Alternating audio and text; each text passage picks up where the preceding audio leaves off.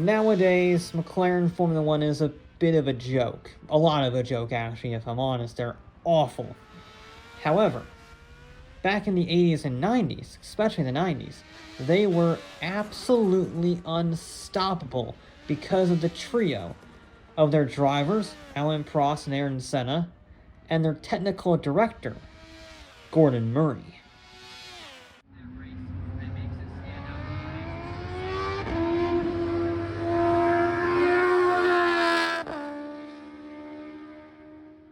Born to a South African family in 1946, Gordon Murray grew up watching his father race motorcycles and prepare race cars.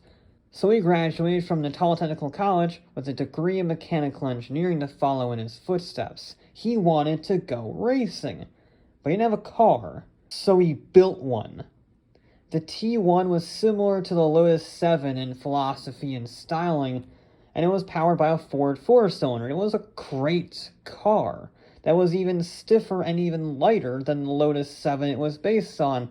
And the 7, in case you haven't realized, it is a very light, very small machine. But he really wasn't that good of a race car driver, and instead decided to sell the car to finance a trip to the UK to find a job in Formula 1.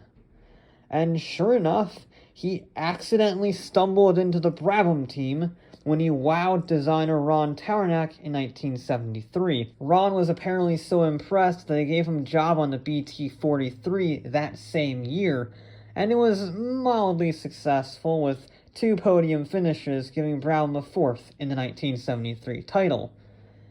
But then something changed the next year, and Gordon Murray got even luckier than his accidental run-in with Ron. Bernie Ecclestone bought Brabham in 1974 and promoted Murray to the chief designer at just 27, which meant the BT-44 was the first car of his own design. It was clean-looking, with forward-thinking aerodynamics, something that would be a bit of a trait of his.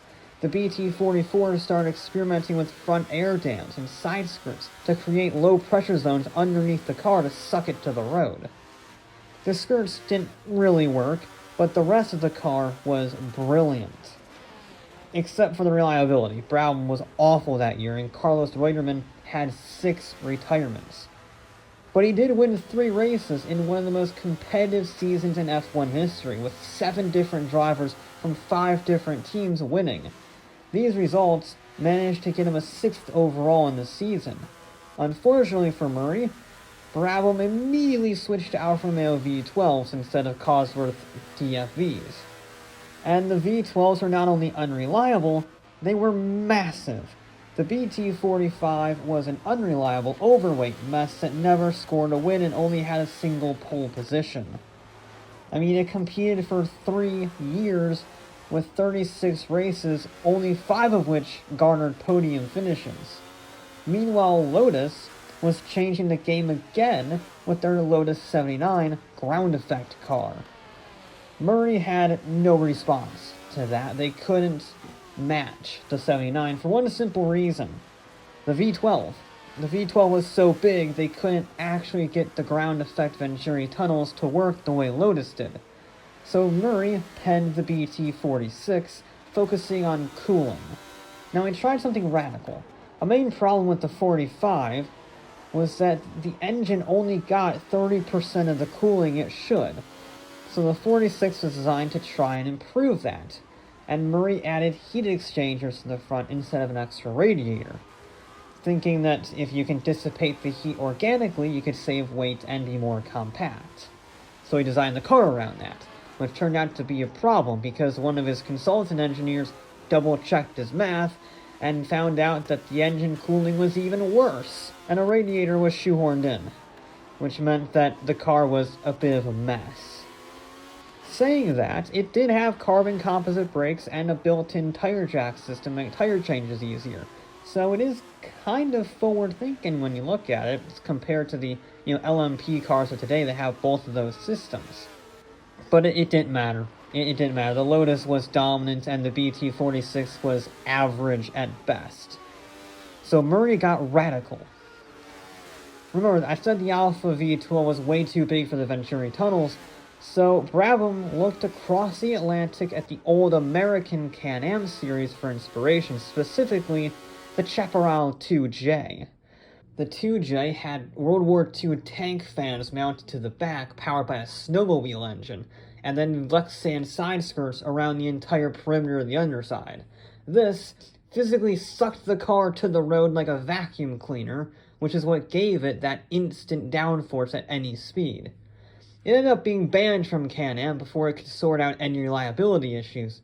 However, Murray was still interested because it generated 2,200 pounds of downforce standing still. So the BT-46B would mirror that, with a fully sealed engine bay to ensure perfect suction from its massive rear fan. Now, Formula One teams immediately questioned the legitimacy of the massive fan on the back of the Brabham. But then, Murray said with a serious face, somehow, that the fan was simply for cooling the engine. Granted, the terrible cooling problems they had in the past might have helped them out in selling that story, but people believed it, which meant it was clear to race. Brabham driver Niki Lauda had to adjust to the significantly higher cornering forces since he was carrying mega speed, not just because of the increased downforce, but because that is how you got the downforce. The fan was powered by the engine, so the higher the revs, the better the suction, the better the downforce. So you had to carry absolute commitment through that corner. But when he got it right, the 46B was absolutely on rails.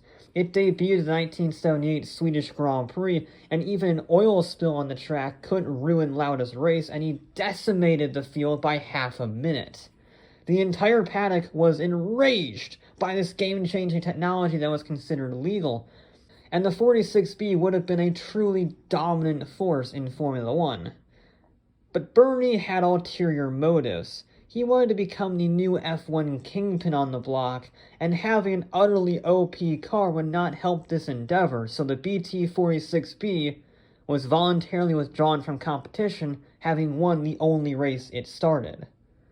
Brabham finally went back to the Cosworth DFV in 1980, and Murray could finally flex his ground effect muscles without a fan. Williams was unstoppable that year as a manufacturer, but in 1981, Nelson Piquet fought his Williams rival Carlos Reutemann to the crown.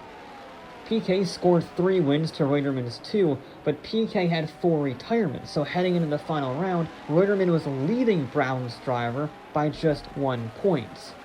Now I'm gonna be honest, the Las Vegas Grand Prix was a parking lot-based disaster, but it was the setting to a rather epic championship conclusion. Reutemann fell down the order from pole position with gearbox issues, so Piquet only had to score 1 point to win the championship via countback. And despite the brutal Nevada heat, he persevered to score 2 points with a 5th place finish to take the world championship. And you know what? Piquet and Murray were just getting going because in 1983, they had the BT-52. It remains one of the most powerful F1 cars ever made, with the BMW M12 making 1,300 horsepower in qualifying. And it needed that power, since Murray had just 6 weeks to design the car, since ground effect was banned heading into the 83 season. The BT-52 was a unique Formula One car to say the least, because it was very rear-biased to maximize traction for the massive BMW engine. And it was also sound like a dart, to claw back some of that performance and downforce. And you know what? It worked. Piquet went head-to-head again, this time with Alain Prost at Renault.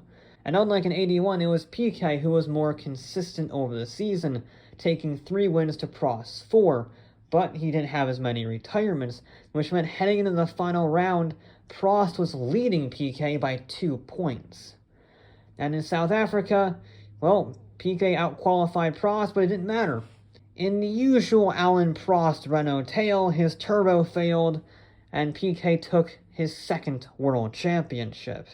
As a quick side note, Prost's failure to win in 1983 pushed him to McLaren after Renault fired him, and he would win 3 championships with McLaren starting in 1985. And he wouldn't be the only one heading to the British manufacturer. McLaren boss Ron Dennis brought Murray over in 1987 to work on their newest car, the MP4-4, one of the greatest F1 cars of all time, although it should be noted, everyone gives Gordon Murray the credit for this car. He doesn't deserve it.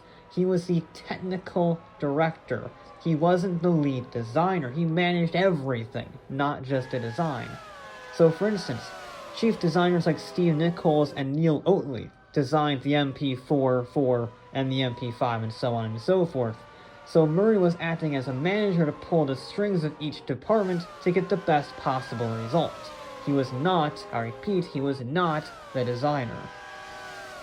But you know what? He was a really damn good manager. The MP4 won 15 out of 16 races that season and only lost once because Senna crashed out of the lead.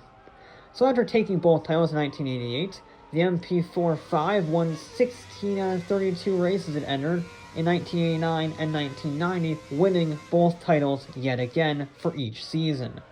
The last car Murray was involved with was the 1991 MP4-6, in which Senna won 7 races, taking his 3rd title and McLaren's 7th Constructors' title.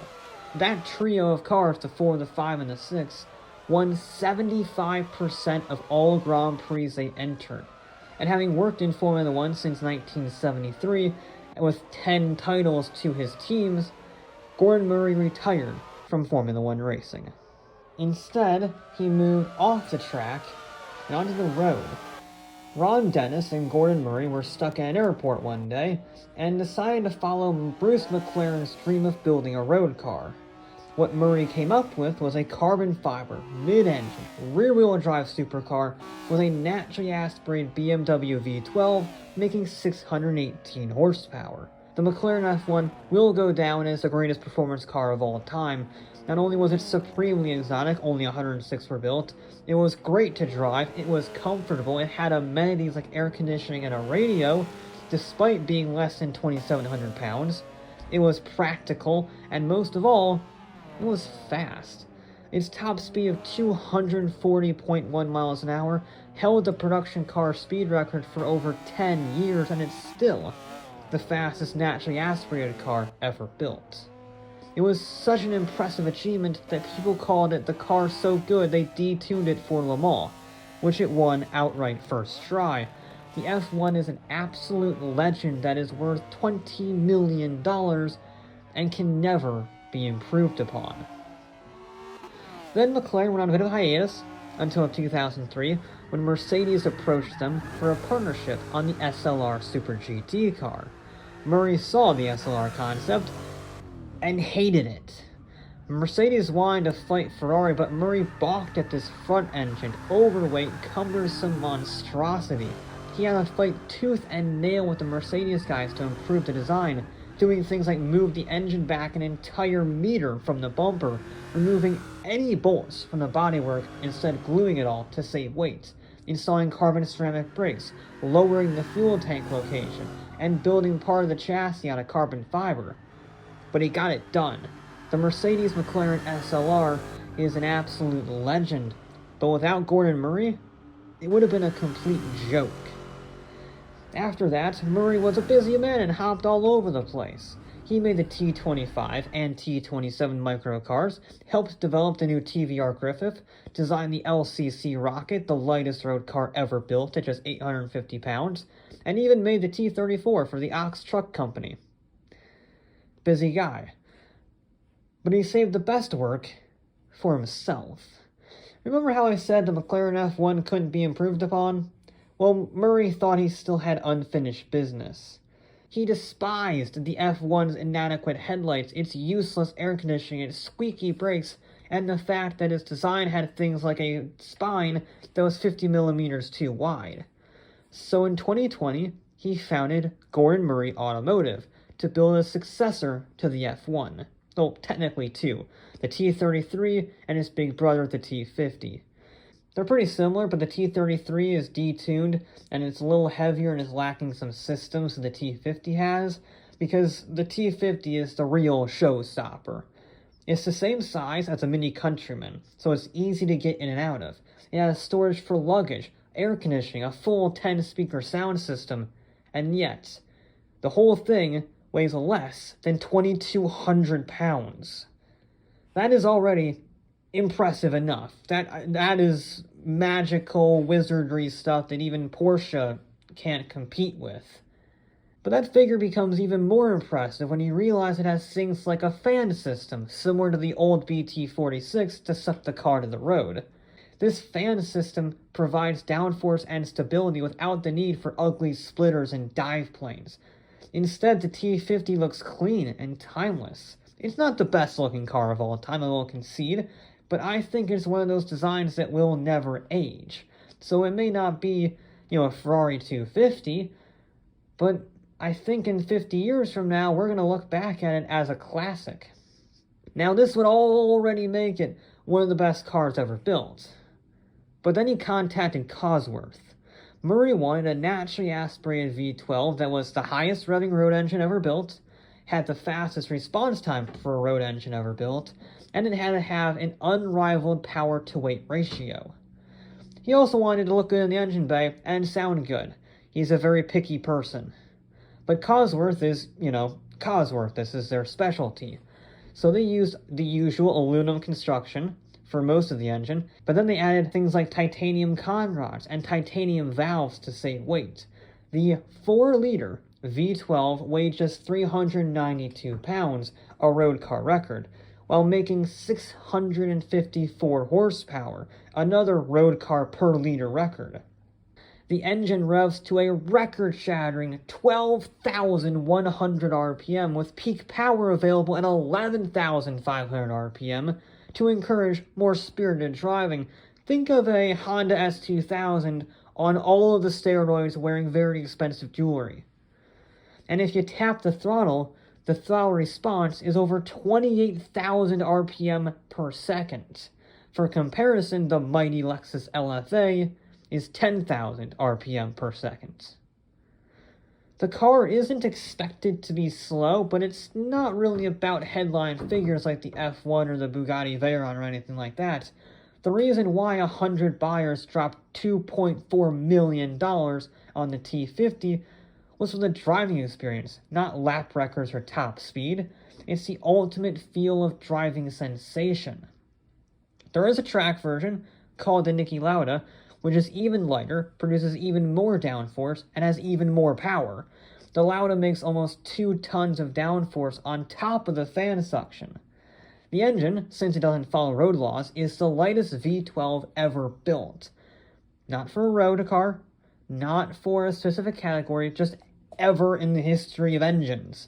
It only weighs 357 pounds while making 725 horsepower. Only 25 will be built for $3.1 million each, and if these are the first 2 cars from Gordon Murray's company, he's just reaffirming that he is one of the greatest automotive designers of all time.